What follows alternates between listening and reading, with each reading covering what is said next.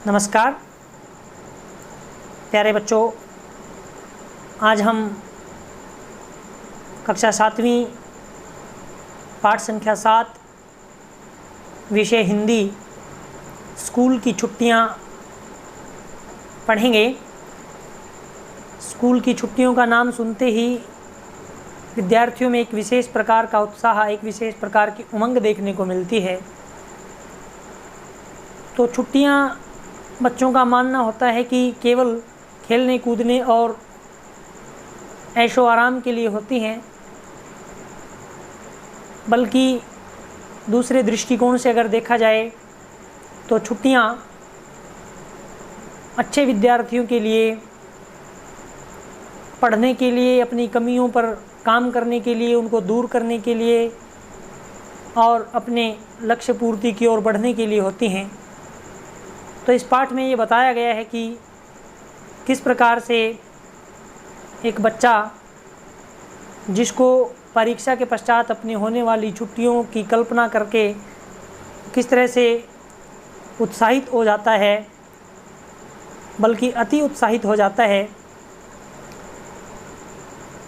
तो देखें, अप्रैल में परीक्षाओं से केवल 2 सप्ताह पहले स्वामीनाथन को लगा कि पिताजी का मिजाज बहुत ख़राब होता जा रहा है। मिजाज का अर्थ है बच्चों स्वभाव, और इसका व्याकरणिक उपविषय जो है पाठ का वो है सर्वनाम। आप साथ साथ उसको रेखांकित करते चलेंगे और उनके भेद लिखते चलेंगे। तो अप्रैल में जो वार्षिक परीक्षाएं होनी हैं, उनसे लगभग 15 दिन पहले स्वामीनाथन को लगा कि पिताजी का स्वभाव जो है वो बहुत ख़राब होता जा रहा है। और बच्चों को अपने पेरेंट्स का, अपने अभिभावकों का, अपने माता पिता का स्वभाव ख़राब कब लगता है? जब वो उनको बार बार पढ़ने के लिए टोकते हैं। तो वे बात का बतंगड़ बनाने लगे थे। बात का बतंगड़ करते एक ही बात के पीछे पढ़ना, बार बार एक ही बात के लिए टोकना। तो वे यहाँ सर्वनाम है, प्रथम पुरुषवाचक सर्वनाम है। जैसे उन्होंने अचानक अपने बेटे को तंग करने का फैसला कर लिया हो। तो इसमें उन्होंने और अपने ये भी दोनों सर्वनाम हैं। उनको लगता था स्वामीनाथन को कि जैसे पिताजी ने उनको तंग करने का अब फैसला कर लिया है कि वो बात बात पर उनको पढ़ने के लिए टोकेंगे। अगर वह दादी से गपशप कर रहा होता तो उससे कहा जाता, याद रखो परीक्षा नज़दीक है। तो अगर वह कौन है? स्वामीनाथन। तो ये भी सर्वनाम है। जब वो दादी से बातचीत कर रहा होता तो उससे कहा जाता है, उससे भी प्रथम पुरुषवाचक सर्वनाम है। उसे कहा जाता कि याद रखो परीक्षा नज़दीक है, तुम्हारी दादी इंतज़ार कर सकती है लेकिन परीक्षा इंतज़ार नहीं करेगी। बच्चों, ये उद्धरण चिन्ह के अंदर है, अर्थात हम किसी की कही हुई बात को जब ज्यों का त्यों लिखते हैं तो उद्धरण चिन्ह का प्रयोग करते हैं। तो उसको समझाया जाता कि आपकी दादी जो है वो इंतज़ार कर सकती है परंतु परीक्षा इंतज़ार नहीं करेगी, अर्थात परीक्षा की तैयारी करना ज़्यादा आवश्यक है। तुम्हारी भी यहाँ सर्वनाम पद है। अगर वह माँ के पीछे पीछे भागता नज़र आएगा तो उसे ढूंढवा कर पढ़ाई करने का आदेश दिया जाएगा। तो वह बच्चों यहाँ सर्वनाम है, अर्थात वह कौन है यहाँ? स्वामीनाथन। कि जब वह माँ के पीछे पीछे भागता नज़र आए तो भी उसे ढूंढवा कर, उसे भी सर्वनाम है, उसे ढूंढवा कर पढ़ाई करने का आदेश दिया जाएगा। अगर तालुका दफ्तर के घंटे के 9 बजाने के बाद उसकी आवाज़ कहीं सुनाई देगी, तालुका का अर्थ होता है तहसील, अर्थात तहसील के दफ्तर के घंटे में अगर 9 बजे हैं और उसकी आवाज़ जब सुनाई देगी घंटे की, घड़े की, तो पिता के कमरे से आवाज़ आएगी, स्वामी तुम अभी सोए नहीं। तुम बच्चों मध्यम पुरुषवाचक सर्वनाम है, अर्थात पिताजी उनको टोकेंगे कि तुम अभी तक सोए नहीं हो, तुम्हें सुबह जल्दी उठना और पढ़ना है। तुम्हें भी बच्चों मध्यम पुरुषवाचक सर्वनाम है, श्रोता के लिए हम इसका प्रयोग करते हैं। तो पिताजी उसको बोलेंगे कि तुम्हें सुबह जल्दी उठना है और पढ़ना है, इसीलिए तुम सो जाओ।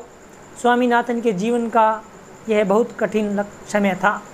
स्वामीनाथन के जीवन में ये बहुत मुश्किल दौर था, मुश्किल का समय था। क्योंकि पिताजी उनको बार बार पढ़ने के लिए टोक रहे थे। एक दिन उसने चिढ़कर पिता से कहा, उसने बच्चों प्रथम पुरुषवाचक सर्वनाम है। एक दिन उसने चिढ़कर कहा, आप परीक्षा को लेकर इतने परेशान क्यों हैं? आप बच्चों यहाँ मध्यम पुरुषवाचक सर्वनाम है, अपने आप निजवाचक है और आप मध्यम पुरुषवाचक सर्वनाम है। ये अंतर आप ध्यान रखेंगे, इसके विषय में हम पढ़ चुके हैं।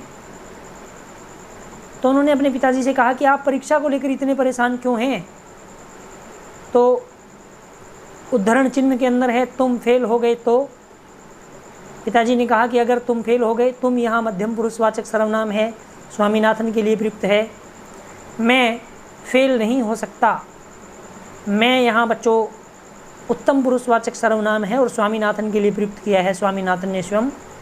उसने कहा कि मैं फेल नहीं हो सकता, नहीं हो सकते, लेकिन तब जब तुम पढ़ोगे और सवालों का ठीक जवाब दोगे, मान लो कि तुम फेल हो जाते हो। अब उन्होंने कहा कि कब नहीं, फेल तो तब नहीं होंगे यदि आप सभी सवालों का ठीक ठीक से जवाब देते हैं।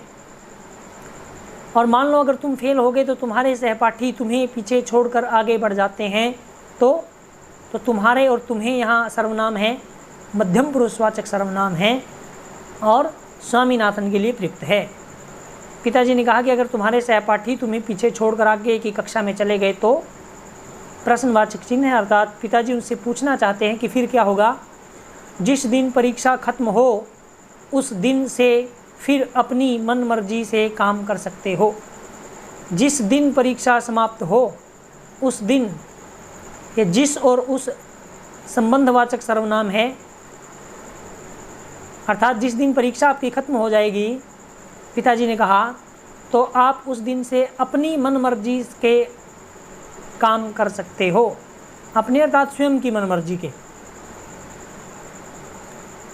तो ये भी सर्वनाम है। स्वामीनाथन ने सोचा, मान लो मटर, मणि, राजम और शंकर मुझे छोड़कर दूसरी फॉर्म ए में चले गए तो। स्वामीनाथन ने सोचा कि मान लो उसके मित्रों के नाम है मटर, मणि, राजम और शंकर, कि अगर मुझे छोड़कर, मुझे उत्तम पुरुषवाचक सर्वनाम है, स्वयं के लिए प्रयुक्त है, मुझे छोड़कर दूसरी कक्षा में चले गए तो। स्वामीनाथन ने स्वयं सोचा, पिताजी ठीक कहते हैं। फिर पिताजी ने और भी डराने वाली बात कही। और का अर्थ यहाँ क्या है? अधिक, और भी अधिक, ज़्यादा, और भी ज़्यादा डराने वाली बात कही। उन्होंने कहा, मान लो तुमसे नीचे के 5वीं के लड़के तुम्हारे सहपाठी बन गए तो। यहाँ तुमसे और तुम्हारे दोनों ही मध्यम पुरुषवाचक सर्वनाम हैं और स्वामीनाथन के लिए प्रयुक्त हैं। तो पिताजी ने कहा कि मान लो तुम्हारे साथी तुम्हें छोड़कर आगे चले गए तो एक बात, और अगर तुम्हारे से पिछली कक्षा वाले विद्यार्थी तुम्हारे साथ के बेंच पर आकर बैठेंगे तब आपको कैसा लगेगा? ऐसा सुनते ही स्वामीनाथन परीक्षा की तैयारी में लग गया। स्वामीनाथन ने आधा घंटा दशमलव के सवालों में लगाया। आधा घंटा तक उसने गणित के दशमलव के सवाल किए। तो अब दूसरा दृश्य है, परीक्षा का अंतिम दिन है। एक तरफ सूखे होंठ, सूखा गला, स्याही से रंगी उंगलियां और थकान। एक तरफ उसके होंठ सूखे हुए हैं, प्यास के मारे गला सूखा हुआ है, स्याही से रंगी हुई उंगलियां हैं और चेहरे पर थकान है। और दूसरी तरफ परीक्षा समाप्त होने की खुशी के साथ स्वामीनाथन अंतिम दिन परीक्षा भवन से बाहर निकला। अर्थात दूसरी तरफ उसके चेहरे पर खुशी भी है कि आज अंतिम दिन है परीक्षा का और इसके बाद उसकी छुट्टियां हो जाएंगी। तो स्वामीनाथन को लगा, अचानक लगा कि उसे इतनी जल्दी बाहर नहीं आना चाहिए था। स्वामीनाथन को अचानक लगा कि उसे स्वयं को इतनी जल्दी बाहर नहीं आना चाहिए था। उसने देखा कि परीक्षा हॉल से भी कोई भी विद्यार्थी बाहर नहीं निकला है। वो सबसे पहले परीक्षा हॉल छोड़कर बाहर निकल आया है, लेकिन वह हॉल में और कैसे रुक सकता था? स्वयं से ही प्रश्न है उसका कि और वह कितनी देर रुकता और क्यों रुकता, क्योंकि तमिल का पेपर 5 बजे तक चलने वाला था। उसने आखिरी सवाल की आखिरी पंक्ति 4:30 बजे तक लिख ली थी। अर्थात उसको तमिल का पेपर जो है जिसका समय 5 बजे तक निर्धारित था, लेकिन उसने 4:30 बजे अपनी परीक्षा की अंतिम पंक्ति लिख ली थी।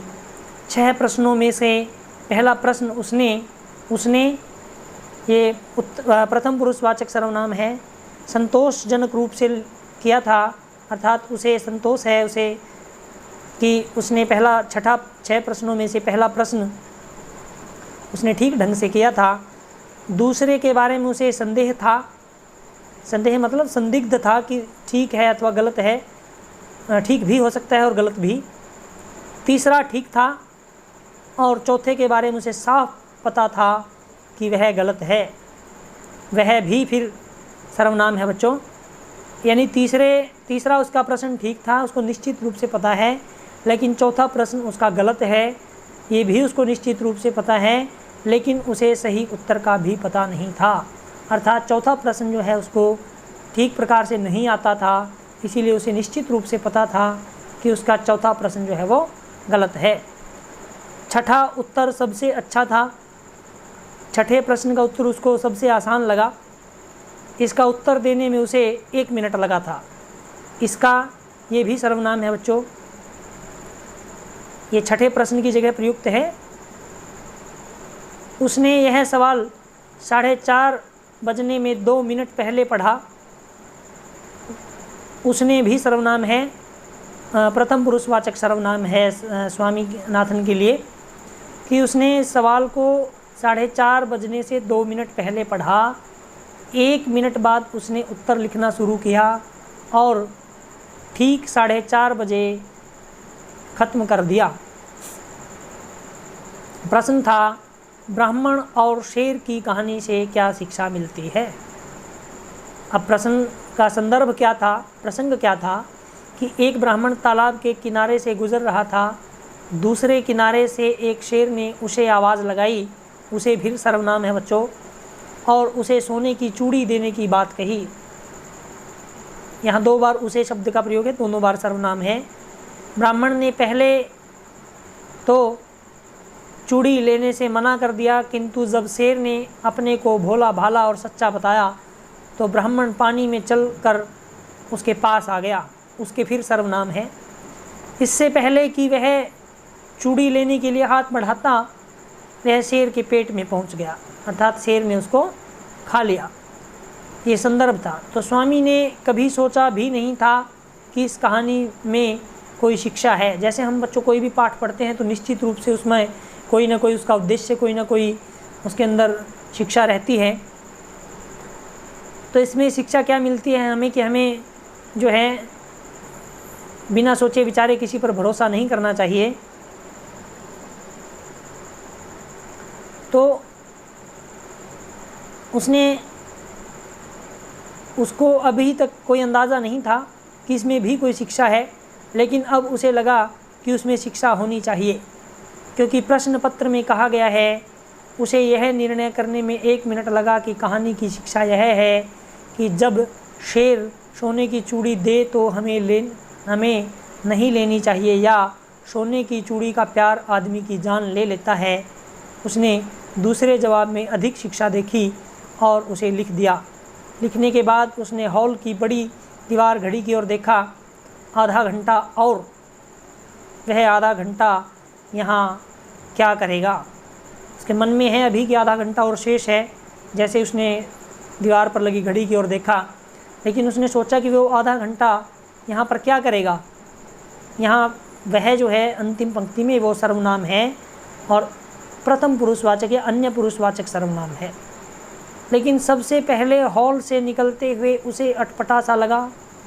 उसे फिर बच्चों प्रथम पुरुषवाचक सर्वनाम है, अटपटा, उसे अजीब सा लगा।